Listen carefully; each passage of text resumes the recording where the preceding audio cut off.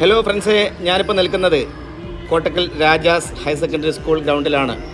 34ാമത് മലപ്പുറം ജില്ലാ റവന്യൂ കലോത്സവം Rajas higher secondary സ്കൂളിൽ അരങ്ങേറുമ്പോൾ ഒരുപാട് കലാകാരികളെയും കലാകാരന്മാരെയും ജില്ലാ തലത്തിൽ നിന്നും സംസ്ഥാന തലത്തിലേക്ക് തിരഞ്ഞെടുക്കുന്ന ഒരു വേദിയാണ്.